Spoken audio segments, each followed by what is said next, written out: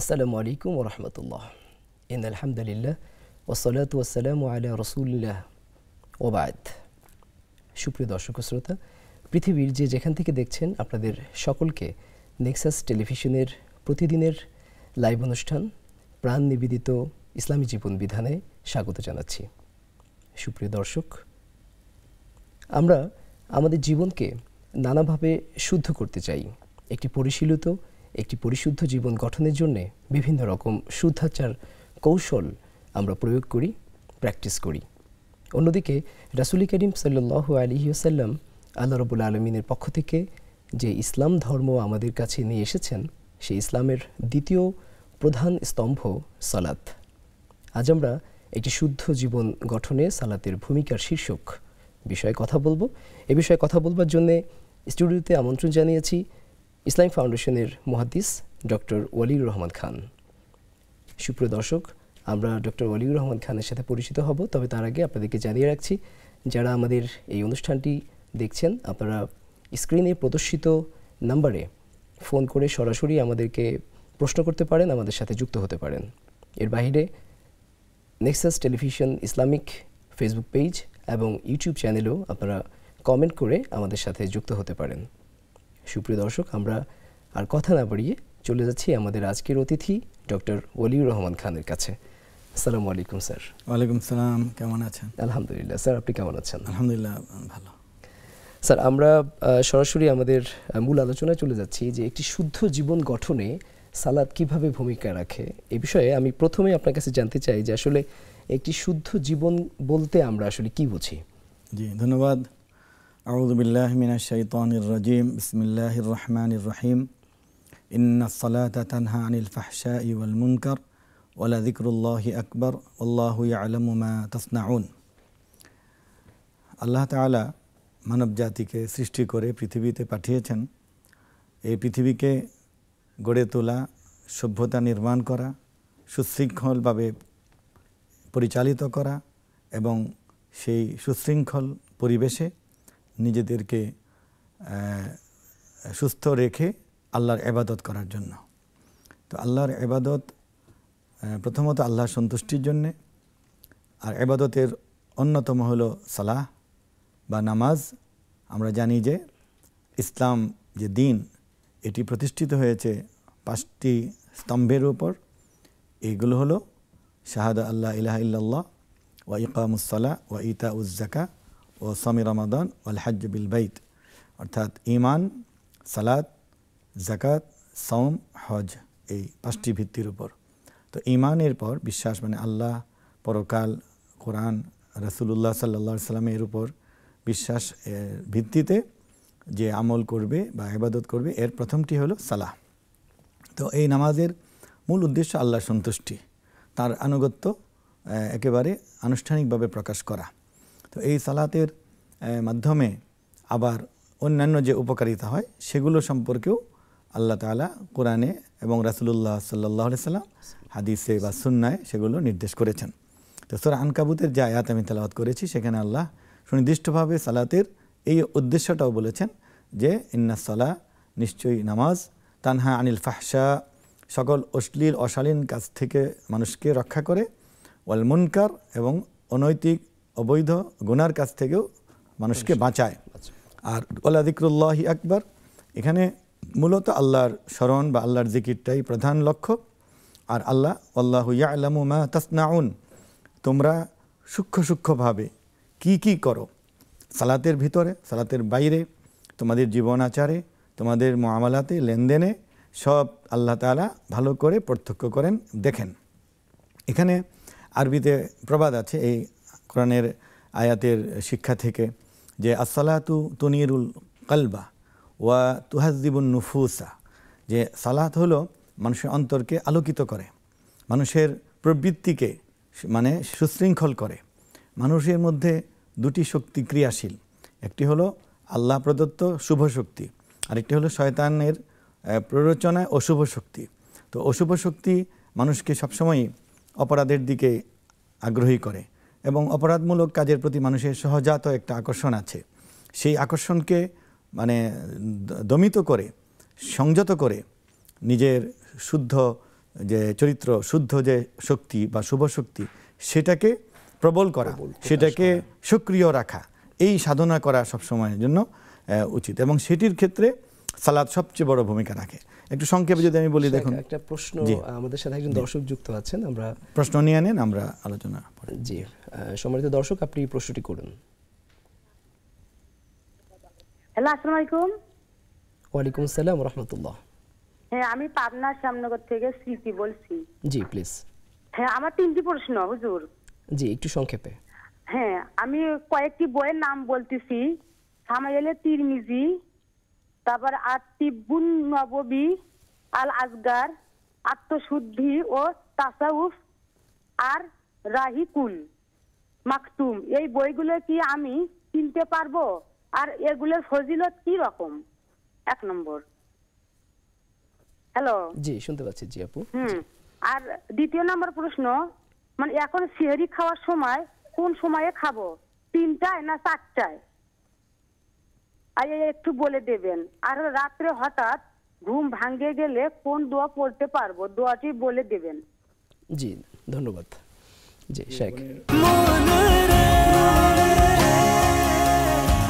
এভাবে ভরপুর বেঁচে থাকাটাই জীবন, আর জীবনের স্বাদের অনিবার্য সঙ্গী প্রাণ। দেখুন, সালাদ যে মানুষকে অপরাধ থেকে, অশালীন কাজ থেকে বাঁচায়, এখানে একেবারে যে কোনো মানুষ যদি এটা চিন্তা করেন যে একজন ব্যক্তি যদি নিয়মিত নামাজ আদায়কারী হয় এবং নামাজের পূর্বশর্ত যে জ্ঞান অর্জন করা, পবিত্রতার বিষয়ে জ্ঞান থাকা, সালাতের ওয়াক্ত জানা, পরিমাণ জানা, রাকাত জানা, সূরা কেরাত জানা, এতটুকু জ্ঞান অর্জন করে সে যদি অনুশীলনে থাকে, তাহলে কিন্তু দুনিয়ার অনেক মানে অপ্রয়োজনীয় কাজ, অর্থহীন কাজ থেকে সে এমনি মুক্ত হয়ে গেল। এরপর যে মানুষটি এই 24 ঘন্টার মধ্যে এই 5 ওয়াক্ত সালাত আদায় করবে, সে সময়ের দিক থেকেও কিন্তু 1.5 থেকে 2 ঘন্টা সময় তার এই আল্লাহর সামনে হাজির নাজির সালাতের মানে মধ্যে সে কিন্তু নিয়োজিত থাকবে।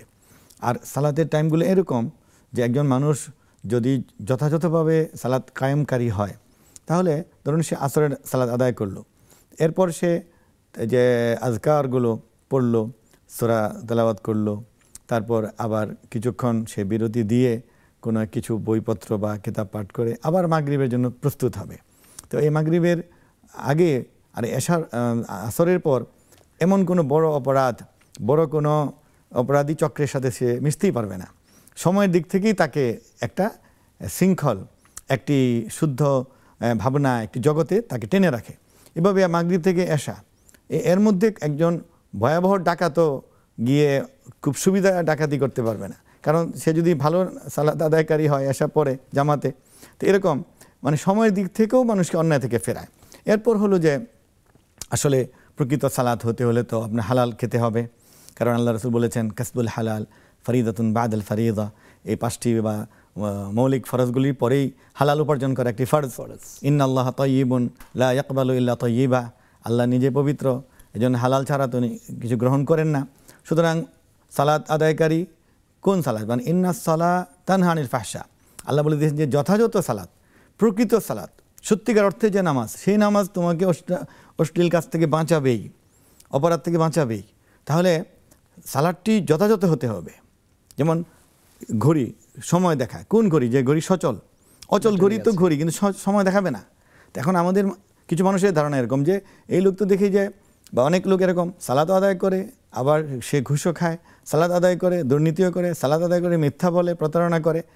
এর জবাব হলো এর সালাতই সালাত নয়, এর নামাজ অচল।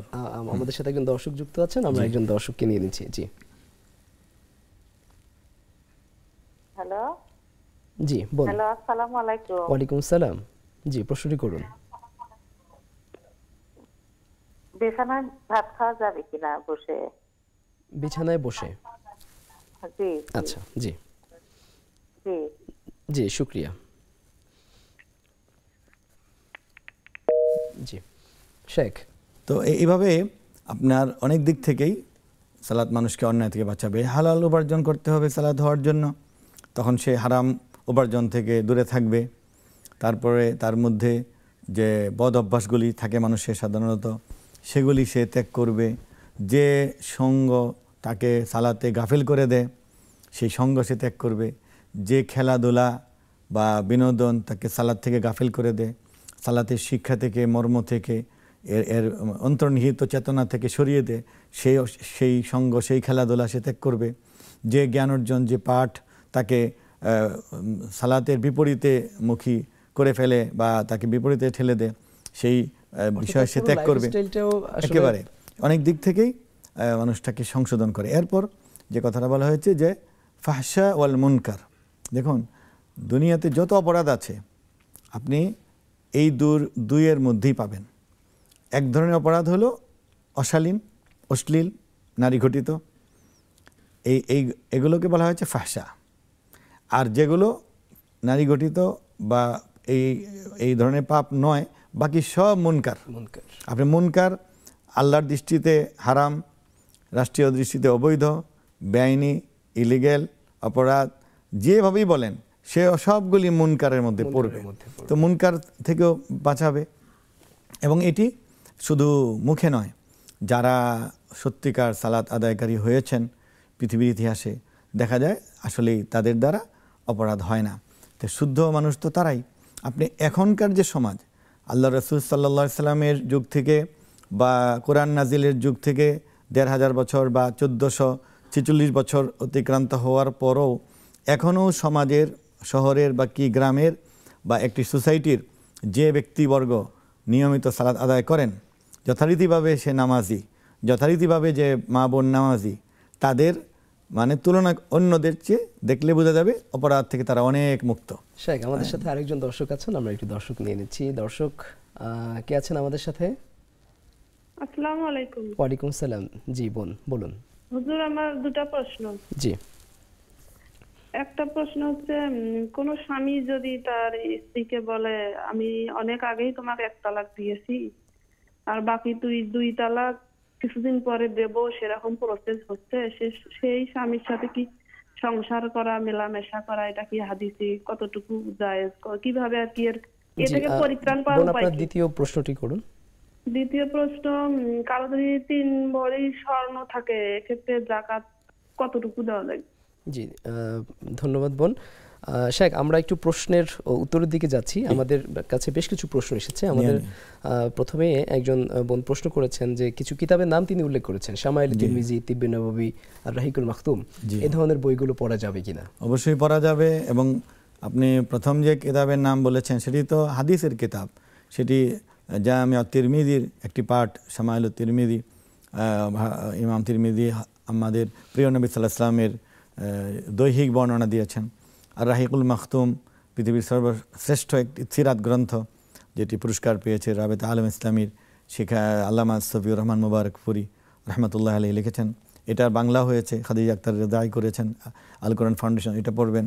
তারপর আপনি যে আত-তিব্বুন নববী, এটা হাদিসেরই অংশ, মানে আল্লাহ রসুল সাল্লাল্লাহু আলাইহি ওয়াসাল্লাম যেসব পদ্ধতি অবলম্বন করে রোগের চিকিৎসা করতেন, চিকিৎসা নিতেন, সেগুলো নবীজির চিকিৎসা।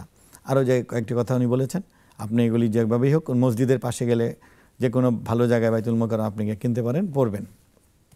এরপর কি প্রশ্ন ছিল না শেখ? আমরা ছোট্ট একটা বিরতিতে যেতে চাচ্ছি। আমরা সুপ্রিয় দর্শক, আপনারা দেখছেন নেক্সাস টেলিভিশনের প্রাত্যহিক আয়োজন প্রাণ নিবেদিত ইসলামী জীবন বিধান। আমরা ছোট্ট একটি বিরতিতে যাব, আমাদের সাথে থাকবেন।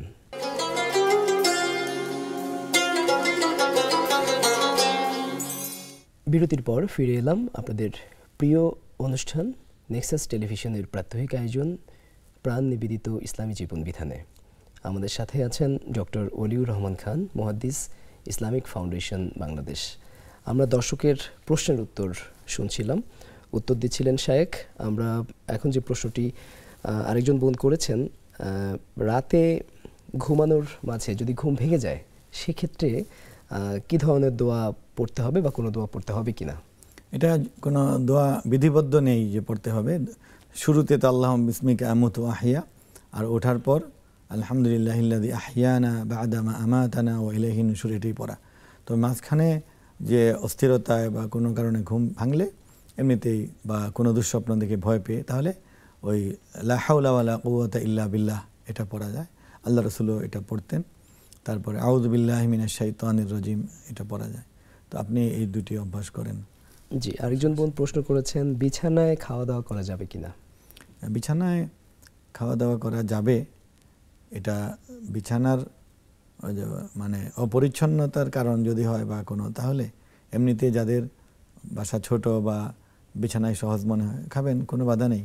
তবে আল্লাহ রাসূলের একটা সুন্নাহ আছে যে আলাদা একটা দস্তরখান যেটাকে বলা হয়, একটা কাপড় বিছিয়ে নেওয়া, এটা খাবারের নিরাপত্তা, খাবারের পবিত্রতা পরিচ্ছন্নতার জন্য, যেন যেখানে শয্যা গ্রহণ করা হবে সেখানে যেন খাদ্য না পড়ে আর খাদ্যটা যেন নষ্ট না হয়, ওয়েস্টেজ না হয়, এরকম একটা পবিত্র গামছা বা একটা কাপড় রাখতে হবে। এটাকে দস্তরখান বলা হয়। খাবারটা যেন পড়ে গেলে সেখান থেকে তুলে খাওয়া পারে, সেটা রুটির ক্ষেত্রে, ভাতের ক্ষেত্রে, চায়ের ক্ষেত্রে, সব ক্ষেত্রে এটা বিছানো, এটা সুন্নাহ।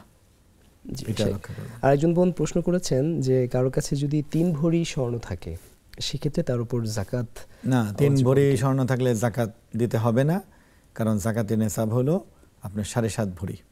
তো 7.5 ভরির নিচে 7.25 ভরি পর্যন্ত যাকাত দিতে হবে না, এটা আল্লাহ মাফ করে দিয়েছেন। এটা সে ব্যবহার করুক বা করে রাখুক। যখনই 7.5 ভরি হয়ে যাবে তখন ব্যবহার করবে অথবা না করবে, তাকে বছর শেষে যাকাত দিতে হবে, এটার বাজার মূল্য হিসাব করে। জি, এভাবে ভরপুর বেঁচে থাকাটাই জীবন, আর জীবনের স্বাদের অনিবার্য সঙ্গী প্রাণ। এই প্রশ্নটি যেই বোন করেছিলেন তিনি আরও একটি প্রশ্ন জানতে চেয়েছিলেন যে এক তালাক বা তালাক সংক্রান্ত একটি প্রশ্ন তিনি করেছিলেন। সুপ্রিয় দিনী বোন, আমি আপনাকে বলছি যে তালাক সংক্রান্ত প্রশ্নের উত্তরটি আপনি নিকটস্থ কোনো ফতোয়া বোর্ড বা নিকটস্থ স্থানীয় বিশ্বাসযোগ্য কোনো আলেমের কাছ থেকে জেনে নেবেন। আমরা অনলাইনে সাধারণত এই ধরনের প্রশ্নের উত্তর দেই না। জি শেখ, আমরা চলে যাচ্ছি আমাদের পরবর্তী যে আলোচ্য টপিক ছিল সেই টপিকের পরবর্তী প্রশ্নে, যে আসলে নামাজ কায়েমের ব্যাপারে আল্লাহ রাব্বুল আলামিন কালামুল হাকিমে বলেছেন আকিমুস সালাহ। তো আমাদের সোসাইটিতে নামাজ কিভাবে কায়েম করা যায় বা নামাজের কায়েমের যে রূপ এটা আসলে কেমন? এটা আসলে এই নামাজকে একটা প্রার্থনা বা শুধু আনুষ্ঠানিক একটা বিষয় মনে করলে হবে না। এটা কায়েম বা প্রতিষ্ঠা করা, এটা নিজের মধ্যে, তারপরে নিজের সন্তানাদি, পরিবার, অধীনস্থ সকলের মধ্যে, সমাজে, এবং সেটি পুরুষের জন্য জামাতের সাথে হওয়া, এর জন্য মসজিদ স্থাপন করা, মসজিদের যে বৈশিষ্ট্য সেগুলি করা, আজান দেওয়া, এই সবগুলো মিলিয়ে সালাতটি আপনার আদায় করতে হবে। এর জন্য ব্যক্তির এবং সমাজের যে করণীয় আছে সেগুলি করতে হবে। ইসলামী আইনে সালাত প্রতিষ্ঠার জন্য যেমন আদেশ করা হয়েছে এবং এর জন্য অনেক সওয়াবের কথা বলা হয়েছে। মসজিদ প্রতিষ্ঠার জন্য সওয়াবের কারণ রয়েছে। মান বানা লিল্লাহি মসজিদান বানাল্লাহু লাহু মিসলাহু ফিল জান্নাহ, যে ব্যক্তি সালাতের জন্য মসজিদ কায়েম করবে আল্লাহ সেই রকম একটি প্রাসাদ তার জন্য জান্নাতে তৈরি করবেন। এই সব কিছুর উদ্দেশ্য হলো নামাজকে সমাজে প্রতিষ্ঠিত করা, অর্থাৎ নামাজের যে চরিত্র, নামাজের যে আহ্বান, নামাজের যে দাবি, সেটা সমাজে অন্যত্রও প্রতিষ্ঠিত হওয়া। নামাজি ব্যক্তি যেভাবে মসজিদে এসে আল্লাহকে হাজির নাজির জেনে চলে, যেভাবে সে আল্লাহকে ধ্যান করে এবং বিনয়ী হয়, যেভাবে সে সৎ থাকে, যেভাবে সে পরিচ্ছন্ন থাকার নিরন্তর চেষ্টা করে, সে বাইরে ব্যবসা দোকানে গিয়েও এরকমই যেন থাকবে। সেই চাকরিজীবী হলে চাকরিতে গিয়ে এরকমই থাকবে। সে একজন গাড়ি চালক, বের হয়েও এরকমই থাকবে। এই সালাতের যে বৈশিষ্ট্য, প্রেরণা, এটা সদা সর্বদা প্রত্যেকের মধ্যে জাগ্রত রাখা, সক্রিয় রাখা। তারপর সালাত নিজে যেটা পড়ছে, নিজে আমল করছে, সেটা অন্যকে দাওয়াত দেওয়া, এর তালিমের শিক্ষা বিস্তার করা, একে বাধাগ্রস্ত হলে সেটাকে প্রতিহত করা, এমনকি কেউ ইচ্ছাকৃতভাবে সালাত ত্যাগ করলে তাকে শাস্তি দেওয়া। ইসলামী আইনে শাস্তির বিধানও আছে। জি শেখ, আমাদের সাথে একজন দর্শক আছেন। দর্শক, প্রশ্নটি করুন। দর্শক আমাদের সাথে। জি জি জি জি দর্শক আমাদের শুনতে পাচ্ছেন? জি জি, আসসালামু আলাইকুম। ওয়ালাইকুম আসসালাম। জি, প্রশ্নটি করুন। আমি বলতেছি মোহাম্মদ ইকরামুল হক। জি ইকরাম ভাই, প্রশ্নটি করুন। বামনডাঙ্গা গাইবান্ধা থেকে বলতেছিলাম। জি আমার প্রশ্ন হুজুর, আপনারা হুজুর ভালো আছেন হুজুর? জি আলহামদুলিল্লাহ, প্রশ্নটি করুন ভাই। আমার প্রশ্ন হচ্ছে, আমি 100বার দরুদ ইব্রাহিম পড়ি, হ্যাঁ, হুম, এর ফজিলত আমি কি কি জানতে চাই। জি দরুদ ইব্রাহিমের ফজিলত কি কি আমি জানতে চাই। 100বার পড়ি দরুদ ইব্রাহিম। জি ধন্যবাদ ভাই, আপনার প্রশ্নটি বুঝতে পেরেছি। শেখ আমাদের এক ভাই প্রশ্ন করেছেন যে 100বার তিনি দরুদ ইব্রাহিম পড়েন। আপনি অনেক অনেক ভালো কাজ করে চলেছেন দরুদের ব্যাপারে। মানে আল্লাহ রসুল নিজেই তো বলেছেন, মান সাল্লা আলাইয়া ওয়াহিদান সাল্লাল্লাহু বিহা আলাইহা আশারা, যে ব্যক্তি একবার দরুদ পড়বে আল্লাহ তাকে 10টা রহমত দান করবেন। এখন আপনি 100বার যে পড়ছেন সেই অনুযায়ী আপনি আল্লাহর দয়া অনুগ্রহ লাভ করছেন, এই ফজিলত। আরেকটা হলো, দরুদ যে পড়বে সে আল্লাহ রসুল বলেছেন যে বেশি পৃথিবীতে দরুদ পড়বে কিয়ামতের দিন সে সুপারিশের জন্য আমার বেশি নিকটবর্তী থাকবে। সুপারিশের জন্য যারা লাইন ধরবে সেখানে তিনি কাছে থাকবেন। তারপর হলো দরুদ পড়লে গুনাহ মাফ হবে। দরুদ আপনার বেশি বেশি পড়লে আপনার ওই শয়তানের ওয়াসওয়াসা থেকে বাঁচবেন। দরুদ পড়লে আপনার মুশকিল আসান হবে। আপনার উপস্থিত সংকট, মনে করুন ভূমিকম্প হচ্ছে, আপনি যদি আন্তরিকভাবে দরুদ পড়েন ভূমিকম্প থেকে আপনি বেঁচে যাবেন। রাস্তায় ট্রাফিক জ্যামে পড়েছেন, আপনি যদি আন্তরিকভাবে দরুদ পড়েন জ্যাম থেকে আপনি নিষ্কৃতি পাবেন। অসুস্থ ব্যক্তি সুস্থ হবে, অনেক ফায়দা। এবং এটি তো আল্লাহ কোরআনে সূরা আপনার আহজাবে নিজে আল্লাহই বলেছেন, ইন্নাল্লাহা ওয়া মালাইকাতাহু ইউসাল্লুনা আলান নবী ইয়া আইয়ুহাল্লাযীনা আমানু সাল্লু আলাইহি ওয়া সাল্লিমু তাসলিমা। আল্লাহ এবং তার ফেরেশতাগণ রাসূলের প্রতি দরুদ পেশ করেন, তার প্রতি অনুগ্রহ করেন এবং ফেরেশতারা তার জন্য মাগফিরাতের দোয়া করেন। আর তোমরা হে মুমিনরা, তোমরাও রাসূলের প্রতি যথাযথ দরুদ পড়ো এবং সালাম উপস্থাপন করো। তাহলে এটা আল্লাহরই হুকুম। তো এটা জিকিরের একটি অংশ, অন্যতম জিকির, এবং এর দ্বারা আপনার অনেক উপকার আছে। তবে আপনি যদি এটা সাথে সাথে আপনার যে শরীয়তে অন্যান্য বিধানগুলি, সালাত আদায় করা, হালাল উপার্জন করা, পবিত্র পরিচ্ছন্ন থাকা, সম্ভব হলে আপনি বসে পড়বেন, চলাফেরায় বা অন্য মনস্কভাবে না পড়ে ধ্যানের সাথে পড়বেন, আরও উপকার হবে। শেখ আপনি যেখানে ছিলেন আমি সেই জায়গাতে একটি সম্পূরক প্রশ্ন করতে চাচ্ছি যে আসলে সালাতের বিভিন্ন রকমের সিগনিফিকেন্স আমরা দেখি, এটি ব্যক্তিগত জীবনে, পারিবারিক জীবনে। তো আমি আমাদের সামাজিক জীবনে সালাত কিভাবে একটি চমৎকার সমাজ গঠনে, একটি সংস্কারমূলক, একটি বৈষম্যহীন সমাজ বিনির্মাণে সালাত কিভাবে ভূমিকা রাখে? অত্যন্ত শক্তিশালী ভূমিকা রাখে। কারণ হলো আমরা জানি যে আল্লাহ রসুল সাল্লাল্লাহু আলাইহি ওয়াসাল্লাম প্রথম যে মুসলিম জনগোষ্ঠীকে একত্রিত করেছিলেন সেটা কিন্তু বাইতুল্লাহ বা মসজিদুল হারাম থেকে।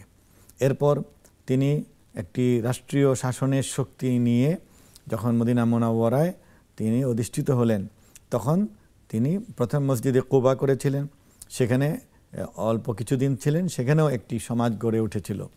এরপর মসজিদুন নববী, তিনি যেটি আমরা মদিনার মসজিদ বলি, সেটি যখন প্রতিষ্ঠা করেছেন সেখানে তিনি এর উদাহরণ দৃষ্টান্ত স্থাপন করে দেখিয়েছেন যে সেই মসজিদে ইবাদত মানে 5 ওয়াক্ত সালাত আদায় হতো, সেখানে তালিম হতো, দাওয়াত হতো, শিক্ষা হতো, এবং সেই সময়ে বিচার আচার হতো, সেখানে সালিশ হতো, সেখানে বিদেশি প্রতিনিধি দল দেখা করতে আসতেন, এবং সেই মসজিদে জেহাদের প্রস্তুতি হতো এবং কখনো অস্ত্র রাখা হতো।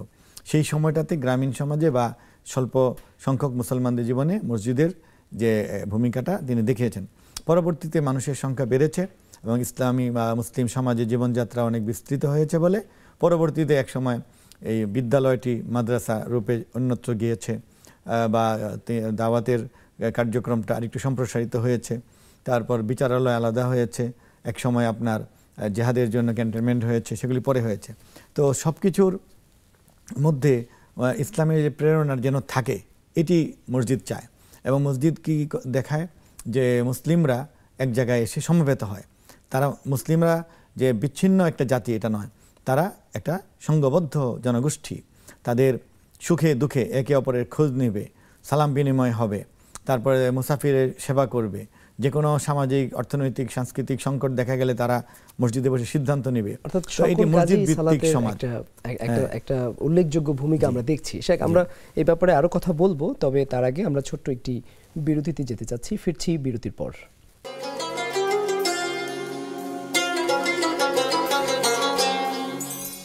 বিরতির পর আবারও ফিরে এলাম আপনাদের প্রিয় অনুষ্ঠান প্রাণ নিবেদিত ইসলামী জীবন বিধানে। সুপ্রিয় দর্শক শ্রোতা, আপনারা দেখছেন ডক্টর ওয়ালিউর রহমান খান আমাদের সাথে স্টুডিওতে আছেন, আপনাদের জীবন ঘনিষ্ঠ প্রশ্নের উত্তর দিচ্ছেন, পাশাপাশি শুদ্ধ জীবনের জন্য সালাত এ বিষয়ে তিনি কথা বলছেন। আমরা শাইখের কাছে জানতে চাই যে আমরা অনেক সময় দেখি মানুষ একই সাথে সালাত আদায় করছে, আবার একই সাথে হয়তো তিনি কোনো অন্যায় কাজের সাথে জড়িয়ে পড়ছেন, তো নামাজও পড়ছেন, হয়তো তিনি ঘুষ খাচ্ছেন, হয়তো তিনি সুদের সাথে জড়িত। তো এই ব্যাপারটাকে ইসলামের দৃষ্টিকোণ থেকে কিভাবে ব্যাখ্যা করবেন? এটি খুবই অন্যায় এবং এতে তিনি দ্বিগুণ গুনাহগার হচ্ছেন। এক হলো তিনি নিজে শুদ্ধ হননি, ভালো হননি, আবার সালাত আদায় করে মানুষের কাছে এই ভুল ধারণা বা মূল মেসেজ দিচ্ছেন যে নামাজ পড়লেও মানুষ ভালো হয় না, অথবা মন্দ কাজ ছাড়তে পারে না। এই জন্য আসলে এই ধরনের ব্যক্তিদের তিনটি বড় সমস্যা আছে। এটা হলো যে সালাতের যে মূল উদ্দেশ্য শুদ্ধ হওয়া বা আল্লাহর সন্তুষ্টি অর্জন করা, তার সামনে দাঁড়ানো, এই অনুভূতি তার নাই, কারণ তিনি লোক দেখানো আদায় করছেন এবং এই সালাদটি তার একটি অভ্যাসে পরিণত হয়েছে, ব্যায়ামের মতো। অথবা তিনি কোনো বৈষয়িক স্বার্থেই, মানে ব্যবসা আরও ভালো হওয়ার জন্য, কাস্টমার বেশি আসার জন্য, মানে আরও জনপ্রিয়তা পাওয়ার জন্য, নেতা হওয়ার জন্য, এমপি হওয়ার জন্য উনি সালাত আদায় করছেন, আল্লাহর জন্য করছেন না। এটা কারণ আল্লাহ কি চান? নবীজি বলেছেন মাল ইহসান আন তা'বুদাল্লাহ কাআন্নাকা তারা, যে এমনভাবে ইবাদত করবে যেন তুমি আল্লাহকে দেখছো। তো এই অনুভূতি তার নেই। আর যদি ফাইল্লাম তাকুন তারা ফাইন্নাহু ইয়ারাক, তিনি তোমাকে দেখছেন। তো যে ব্যক্তি সালাত আদায় করে আল্লাহর সন্তুষ্টির জন্য, লোক দেখানোর জন্য নয়, এবং আল্লাহ তাকে দেখছেন এই অনুভূতি থাকে, সে তো এটা পারবে না। তারপর দেখুন হযরত লুকমান আলাইহিস সালাম তার ছেলেকে কি বলছিলেন? ওয়ামুর আহলাকা বিস-সালাতি ওয়াসতাবির আলাইহা, হ্যাঁ, যে তোমার পরিবার বর্গকে সালাতের আদেশ করো আর এর উপর তুমি সবর করো, দৃঢ় থাকো। এই যে সালাতের সাথে সবর কেন? আপনি দেখুন ইয়া আইয়ুহাল্লাযীনা আমানু ইসতাঈনু বিস-সাবরি ওয়াস-সালাহ, যে সকল ক্ষেত্রে আল্লাহর সাহায্য চাও, সেই সাহায্যের ক্ষেত্রে সালাতের আগে বলা হয়েছে সবর। তাহলে সবরটা কি? যে সবর হলো যে আমি ইসলামের গণ্ডির ভিতরেই থাকব, আমার ব্যবসা, আমার লেনদেন, আমার মুআমালাত, মুআশারাত, আখলাক, আচরণ সব ইসলামের মধ্যে হবে। তো শরীয়তের বাইরে গিয়ে আমি কাজ করব, আবার সালাত আদায় করব, এটা তো গ্রহণযোগ্য হবে না। তো এই জন্য জ্ঞানের অভাব এবং প্রকৃত শিক্ষার অভাব আমাদের এইটা মানে বাড়াতে হবে। সালাতের মূল প্রেরণা কি? দোয়া করা। তার দোয়া মুখুল ইবাদা, ইবাদতের সার। তো দোয়াটা তো আপনার আল্লাহর কাছে সচেতনভাবে চাইতে হবে যে এটি আমি আল্লাহকে খুশি করার জন্য পড়ছি। এরকমভাবে যদি কেউ সালাত আদায় করে এবং তওবা করে শুদ্ধ হয়, ইল্লাল্লাযীনা তাবু ও আসলাহু, তওবা করে এবং সংশোধন করে, তাহলে নামাজ তার হবে, আল্লাহ এটার উপকার দিবেন। শেখ, একজন বোন তিনি প্রশ্ন করেছেন আমাদের নেক্সাস টেলিভিশন ইসলামিক ফেসবুক পেজে আমরা দেখতে পাচ্ছি, নয়ন ফেরদৌসি বোন তিনি প্রশ্ন করেছেন যে ঘর থেকে আয়াতুল কুরসি পড়ে কলেজে যেতে পারবো কিনা। এভাবে ভরপুর বেঁচে থাকাটাই জীবন, আর জীবনের স্বাদের অনিবার্য সঙ্গী প্রাণ। আয়াতুল কুরসি এটা তো কোরআনের আয়াত সবসময় পড়া যাবে, 5 ওয়াক্ত সালাতের পর পড়লে অনেক উপকার। আর এটা আপনি সকাল সন্ধ্যা পড়ার নিয়ম আছে, সেটি ঘরে পড়ে বের হবেন, সমস্যা কি? ঘরে পড়লেন, বাইরে গেলেন, বাধা নেই। দোকানে পড়লে ব্যবসা ভালো হবে, রাস্তাঘাটে পড়লে নিরাপত্তা হবে, কোনো সমস্যা নেই। আচ্ছা, তিনি আরেকটি প্রশ্ন করেছেন যে কোন সূরায় কিবলা চেঞ্জ করার কথা বলা হয়েছে? সূরা বাকারায় কিবলা পরিবর্তনের হুকুমটি এসেছে। কাদ নারা তাকাল্লুবা ওয়াজহিকা ফিস সামা ফালানুওয়াল্লিয়ান্নাকা কিবলাতান তারদাহা ফাওয়াল্লি ওয়াজহাকা শাতরাল মাসজিদিল হারাম। আল্লাহর রাসূল চাচ্ছিলেন যে কিবলা আগের মতো আবার কাবার দিকে হোক, এটি আল্লাহ অনুভব করে তখন তিনি বললেন, বারবার আপনি আকাশের দিকে তাকাচ্ছিলেন, যে সাময়িক কিবলা যে বাইতুল মুকাদ্দাসের দিকে হয়েছে, সেই সময় শেষ হয়ে যেন আবার কাবার দিকে, মসজিদুল হারামের দিকে ফিরে। ফাওয়াল্লি ওয়াজহাকা শাতরাল মাসজিদুল হারাম, সুতরাং এখন থেকে আপনি ওই মসজিদে হারাম এর দিকে ফিরে সালাত আদায় করুন। এই যে এলো, আজও চলছে। জি শেখ, আমাদের সাথে একজন দর্শক আছেন, আমরা দর্শকের প্রশ্নটি নেব। দর্শক, আপনি প্রশ্নটি করুন। আসসালামু আলাইকুম রাহমাতুল্লাহ। ওয়ালাইকুম আসসালাম রাহমাতুল্লাহ। হুজুর, আমি পাবনা সুজানগর থেকে আব্দুল জব্বার বলছি। ভালো আছেন হুজুর? জি আলহামদুলিল্লাহ। জব্বার ভাই, প্রশ্নটি করুন। জি, আমার দুইটা প্রশ্ন আমি ঝটপট বলতেছি। প্রথম প্রশ্নটা হুজুর, এটা মনে করেন যে আল্লাহ তাআলা তো আসমান জমিন পাহাড় পর্বত সবই সৃষ্টি করলেন, কিন্তু যখন আল্লাহ তাআলা এগুলো সৃষ্টি করেছিলেন না, তখন এই সব জায়গায় কি দৃশ্যমান ছিল এটা কোরআন হাদিসে পাওয়া গেছে কিনা।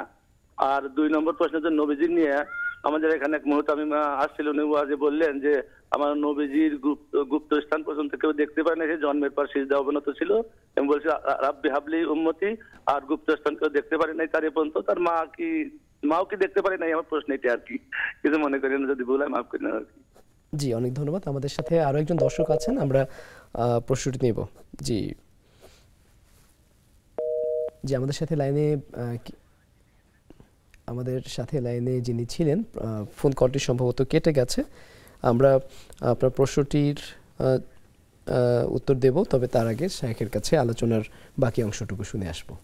জি, আমরা তো এটি যে সালাত পড়তে হবে আল্লাহর জন্য, এবং এটির জন্য আপনার সন্তানাদিকে শিক্ষা দিতে হবে। আল্লাহ তো বলেছেন যে ইয়া আইয়ুহাল্লাযীনা আমানু কু আনফুসাকুম ওয়া আহলিকুম নারা, যে নিজেকে বাঁচাও এবং তোমার পরিবার পরিজনকে জাহান্নামের আগুন থেকে বাঁচাও। তো এই জন্য এই ইবাদতের 1 নম্বরই তো সালাত। সালাতের ব্যাপারে বলা হয়েছে যে বাইনাল কুফরি ওয়াল ঈমানি তারকুস সালাহ, যে সালাত এমন এক গুরুত্বপূর্ণ চিহ্ন এবং একটি কাজ আমল যা কুফরি এবং ঈমানের মধ্যে পার্থক্য সৃষ্টি করে। সাধারণভাবে একজন মুসলমান আর একজন অমুসলিমের মধ্যে পার্থক্য স্পষ্ট করে সালাত। যে সালাত টাইম হলো, সালাতে গেল, ধরে নেওয়া যায় সে মুসলিম, আর যে সালাতে গেল না, এটাকে অবজ্ঞা করলো, মনে হয় যে সে কাফের।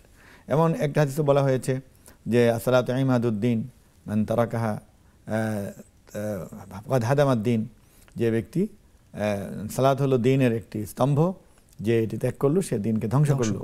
তো এরকম তারপর বলা হয়েছে মান তারাকা সালাত মুতাআম্মিদান ফাকাদ কাফার, যে ব্যক্তি ইচ্ছাকৃতভাবে অবহেলা করে সালাত ত্যাগ করলো সে কুফরি কাজ করলো, কুফরের মতো একটা কাজ করলো। শেখ ভাই যে প্রশ্নটি করলেন যে এই পৃথিবী সৃষ্টির আগে, মানুষ সৃষ্টির আগে এই পৃথিবীতে আসলে আল্লাহ তাআলা যখন সৃষ্টি করলেন, প্রথম দিকে পৃথিবীকে আবাদ করবার জন্য বা প্রথম দিকে পৃথিবীতে অন্য কোন সৃষ্টি ছিল, এ ব্যাপারে কোরআন এবং হাদিসে কোনো কিছু পাওয়া যায় কিনা?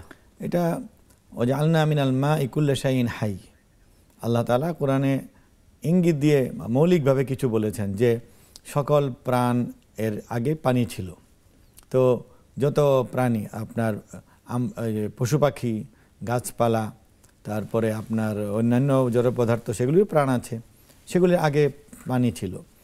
কোন কোন হাদিসে আছে যে এই মহাজগৎ সৃষ্টির আগে সেখানে ধোঁয়া ছিল, হ্যাঁ, তারপরে কোথাও আপনার বায়ুমণ্ডল ছিল। সুনির্দিষ্টভাবে কোথায় কি ছিল এটা বলা যাবে না, কারণ পৃথিবী তো একটা গ্রহ, এটি তো কোটি কোটি সৃষ্টির একটি মাত্র। এরকম অনেকগুলি গ্রহ নিয়ে একটি সৌরজগৎ, এরকম অসংখ্য সৌরজগৎ, সেগুলি নিয়ে একটা গ্যালাক্সি, তাই কত কিছু। এটা তো শুধু সুবহানাল্লাহ বলতে হবে। আরেকবার প্রশ্ন করেছেন আল্লাহ রাসূল সাল্লাল্লাহু আলাইহি ওয়াসাল্লামের দেহ সবাই দেখেছে কিনা। জি, এই প্রশ্নের উত্তরটি আমরা একটি ব্রেকে যাবার পরে শুনবো ইনশাআল্লাহ। শেখ, আমরা প্রিয় দর্শক, আপনারা শুনছেন প্রাণ নিবেদিত ইসলামী জীবন বিধান, সরাসরি সম্প্রচারিত এই অনুষ্ঠানটিতে আপনারা বিভিন্নভাবে আমাদের সাথে সংযুক্ত আছেন। আপনাদের প্রশ্ন আমরা নেব ইনশাআল্লাহ, তবে তার আগে এইটি ব্রেকে যাচ্ছি। ব্রেকের পরে আপনারা আমাদের সাথে আবারও যুক্ত হবেন।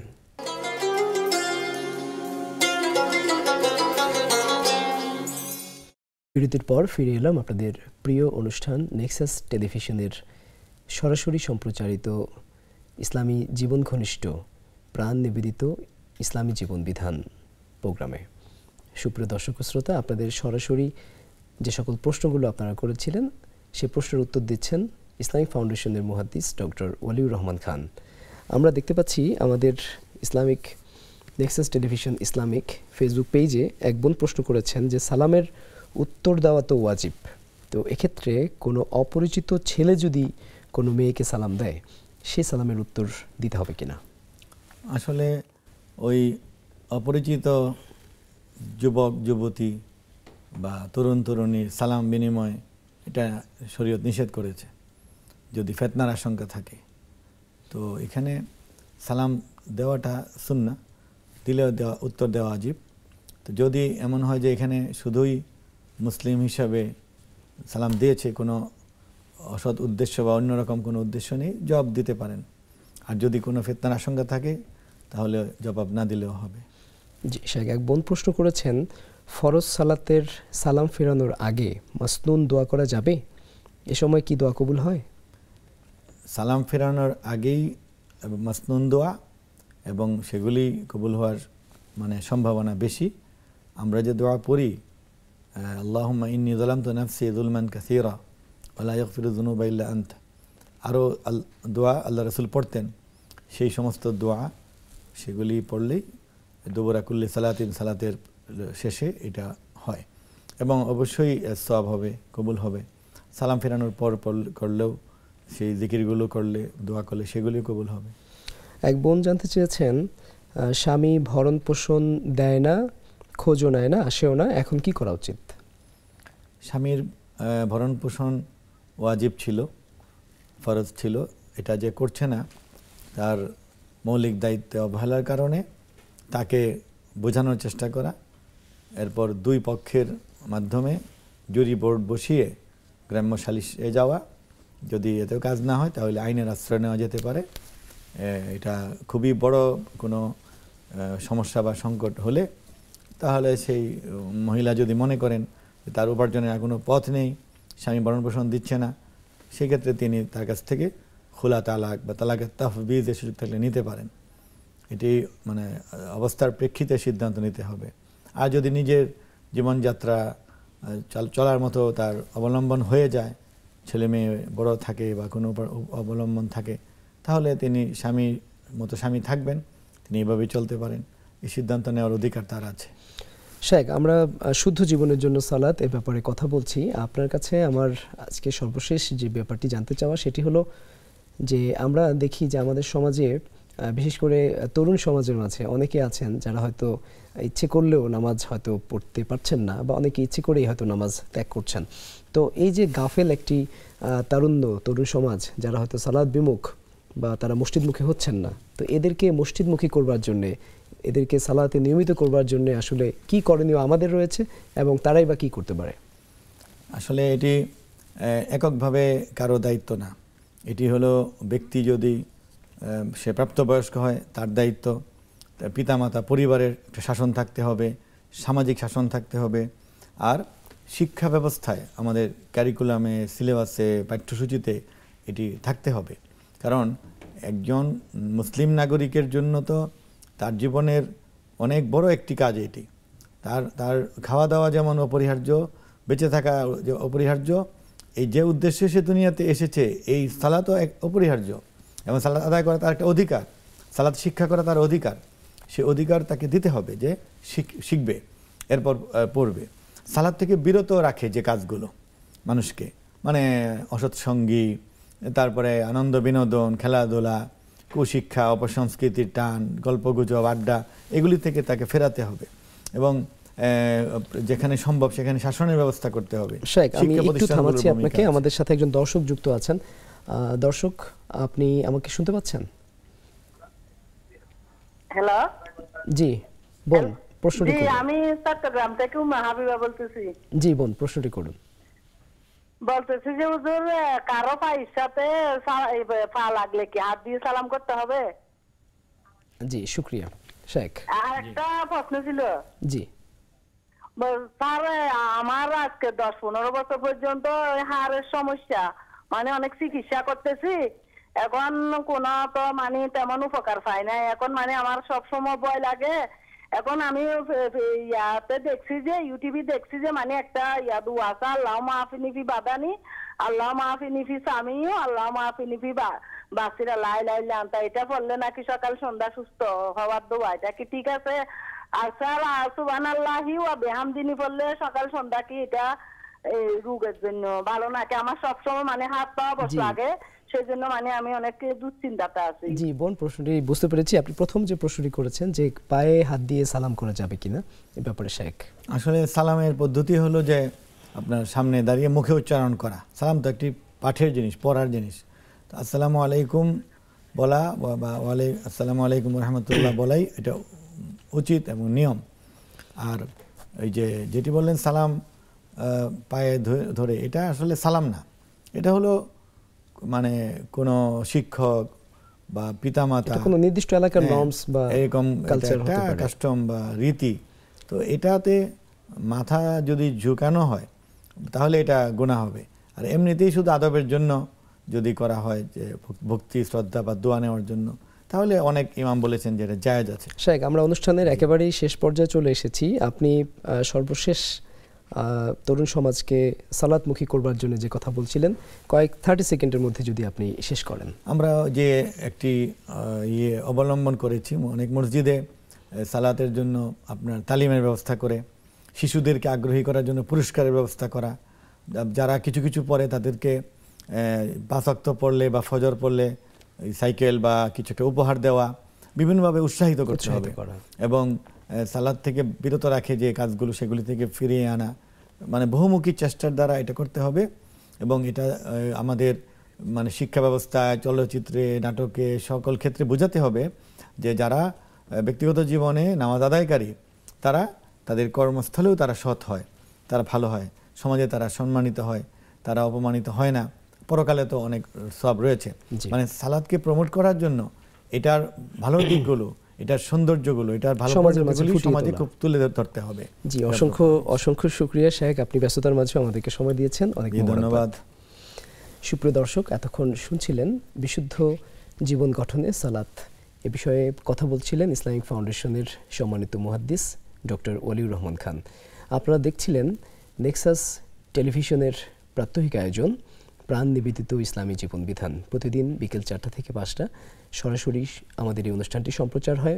জীবন ঘনিষ্ঠ নানাবিধ আয়োজনের মাধ্যমে আপনাদের সাথে আমরা এই অনুষ্ঠানটিকে উপস্থাপন করি এবং একই সাথে আপনাদের নানাবিধ প্রশ্নের উত্তর আমাদের আমন্ত্রিত অতিথি দিয়ে থাকেন।